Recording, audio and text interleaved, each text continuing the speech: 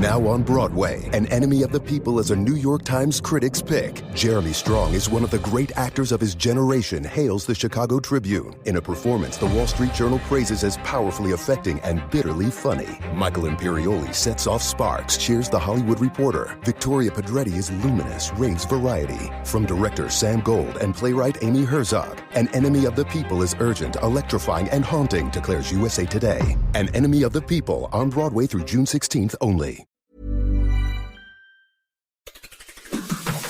On today's Smart 7, Israel launches strike on Iran, fresh reports of Tory sleaze and much more. It's Friday 19th of April, it's National Garlic Day, and happy birthday James Franco. The Smart 7. It's news, but not the news.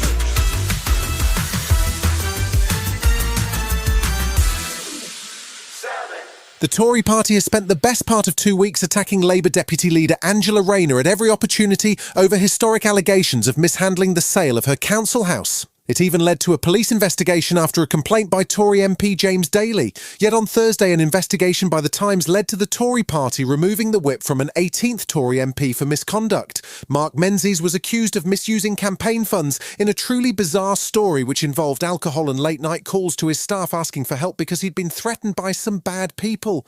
He disputes the allegations, but Labour's Lucy Powell says there are serious questions to be answered. Today's revelations are extraordinary, but they raise some very serious questions about the misuse of funds, also how these issues are handled by the Conservative Party. This comes shortly after Tory MP William Ragg lost the whip after a honey trap plot, and the question is how long the party have known about the Menzies accusation. But Defence Secretary Grant Shapps says with no sense of irony that people should respect the judicial process, but presumably only when it comes to Tory MPs. We have a basis of justice in this country, which is that, first of all, just because an accusation is made, and it doesn't mean it's necessarily proven, there's a proper path, including elections in this country, and it's how we decide on our democracy.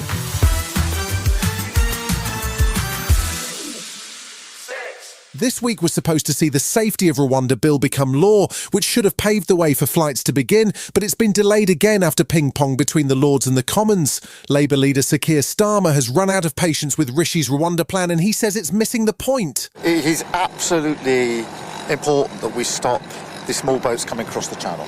And that's why I've always said we've got to take down the criminal gangs.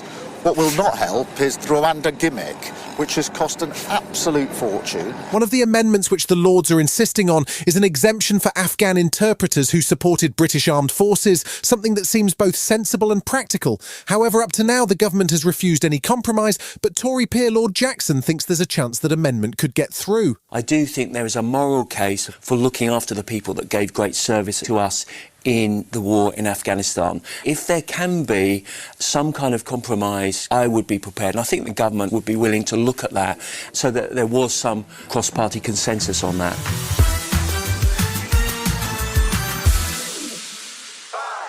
Israel appears to have launched a strike on Iran early on Friday morning. Explosions were reported at Isfahan, which is a key site for Iran's nuclear program. It came despite efforts to calm tensions in the region, which saw the US and the UK issue new sanctions on Iran on Thursday. The US introduced sanctions aimed at slowing production of the Shahed drones, while the UK sanctioned individuals and military entities associated with the Islamic Revolutionary Guard Corps. As footage emerged of flames at the military base, Iran immediately denied it was a missile strike and said they had shot down drones. Journalist for Turkish news channel TRT World, Reza Hatami is covering the story from Tehran. It's home to several strategic and important Iranian military and nuclear facilities. It is deep inside Iranian territory. So if Israel decides to launch an attack on Isfahan, it wants to show that it can reach anywhere in Iran.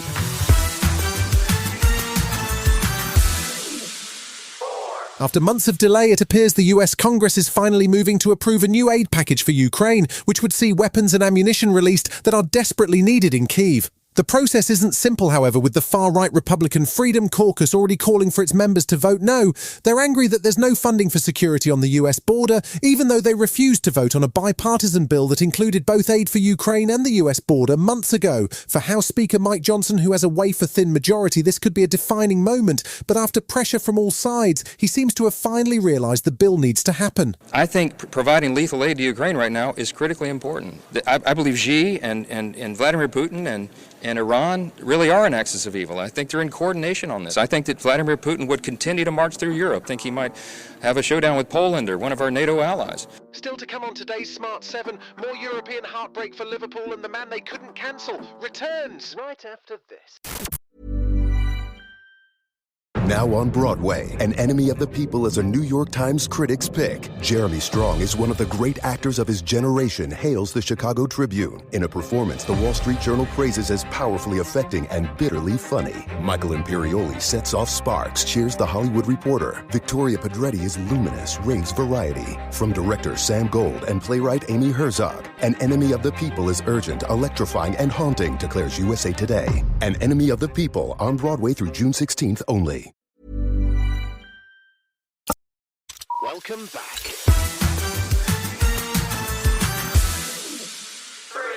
Thursday night saw the Europa League and Europa Conference League wrap up this year's semi-final spots with more bad news for English teams. Liverpool and West Ham were left disappointed as they both failed to win their games, while Aston Villa survived a penalty shootout to make it to the semi-finals of the Europa Conference League. Villa had started with a 2-0 lead over French side Lille, but the game finished 3-3 and went to extra time and then penalties. Villa won the penalty shootout after both heroics and some villainy from goalie Martinez that saw Unai Emery's team the only English outfit left in Europe. Yeah, look, this group of players and the manager is special. You know, the owners are really involved as well. Wes and Nassef, you know, they're always behind us. So it feels like we're going to do something special.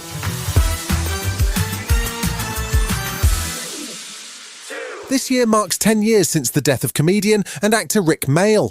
He was hugely successful on UK TV in shows including The Young Ones and The New Statesman, but it was the hilarious anarchic comedy Bottom that really seemed to strike a chord with audiences. His comedy partner on Bottom, Adrian Edmondson, has made a documentary about the making of the show and his relationship with Rick. It aired on the UK's Gold channel on Thursday night.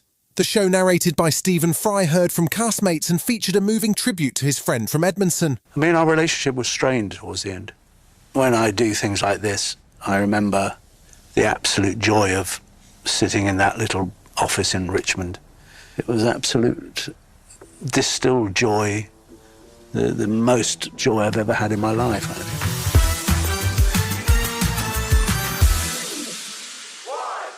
Against all the odds, Clarkson's Farm is back. You might remember Jeremy Clarkson very nearly got cancelled himself after a misjudged article about Meghan Markle, which became the most complained about piece in the history of the press regulator. But despite that, and probably in part because of his apology, the farming show we love has been renewed for season 4 and filming has already begun. In the meantime, season 3 is due to release in 2 parts, with the first 4 episodes on Friday 3rd of May and the remaining episodes a week later. The trailer for the new season just dropped and it continues all the usual chaos, along with Caleb Piglets and Rishi Sunak. I've got a new thing. Pigs. Pigs? It'd be fun to have little piglets running around. Oh, Christ. Where's one of the pigs been sick in my pocket? Get the biscuits, darling. Get the biscuits. Which one for? Mushrooms. Why? You've been listening to The Smart 7. We'll be back tomorrow at 7 a.m. Hit that follow button and have a great day. Give us 7 minutes, and we'll give you the world. Now on Broadway, An Enemy of the People is a New York Times critic's pick. Jeremy Strong is one of the great actors of his generation, hails the Chicago Tribune. In a performance the Wall Street Journal praises as powerfully affecting and bitterly funny. Michael Imperioli sets off sparks, cheers the Hollywood Reporter. Victoria Pedretti is luminous, raves variety. From director Sam Gold and playwright Amy Herzog, An Enemy of the People is urgent, electrifying, and haunting, declares USA Today. An Enemy of the People, on Broadway through June 16th only.